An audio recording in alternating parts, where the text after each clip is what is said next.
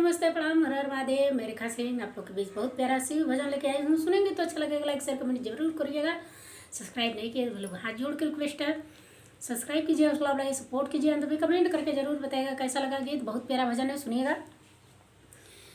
चर्चा करो न माना ये गुरु जी, चर्चा करो न माना, चर्चा करो न माना ये भोला जी, चर्चा करो न माना।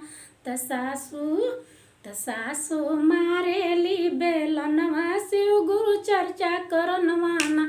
तो हमारी सासू मारेली बेलनवा, शिव गुरु चर्चा करो न माना।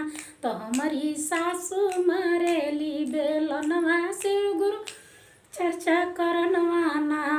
कहेली कि गावे गावे घूमतिया सगरी, घरवा के सगरी डूबा देलस पगड़ी। कहेली के गावे गावे घूमतिया सगरी, घरवा के सगरी डूबा देलस पगड़ी।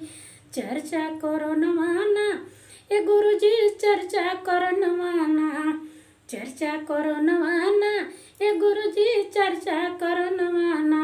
त दिहली नैहर में और हनवा, शिव गुरु चर्चा करो न माना। कि दिहली नैहर में और हनवा, शिव गुरु चर्चा करो न माना।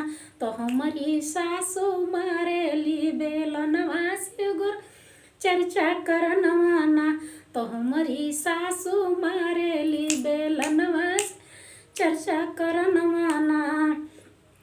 सासत में हमके रखले बाड़ी सासू हमके घर में, 3 बेर गोड़ दबावेली दिन भर में। सासत में रखले बाड़ी सासू हमके घर में, 3 बेर गोड़ दबावेली दिन भर में।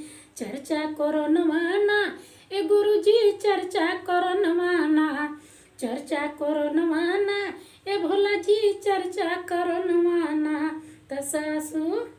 तसासु बोले बिरहिन बनवा, शिव गुरु चर्चा करो न माना।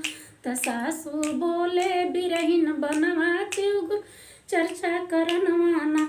तो हमारी सासू मारेली बेलनवा, शिव गुरु चर्चा करो न माना। तो हमारी सासू मारेली बेलनवा, शिव गुरु चर्चा करो न माना।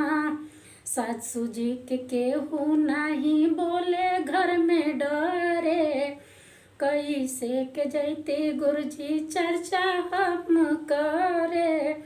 सासू जी के केहू नहीं बोले घर में डरे, कैसे के जैते गुरु जी चर्चा हम करे।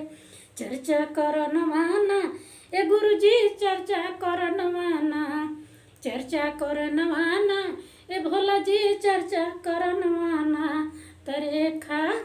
तरेखा सहे सासू के तनवा, शिव गुरु चर्चा करो न माना। तरेखा सहे सासू के तनवा, शिव गुरु चर्चा करो न माना। तो हमारी सासू मारेली बेलनवा, शिव गुरु चर्चा करो न माना। तो हमारी सासू मारेली बेलनवा, शिव गुरु चर्चा करो न माना। तो हमारी सासू मारेली बेलनवा, शिव गुरु चर्चा करो न माना।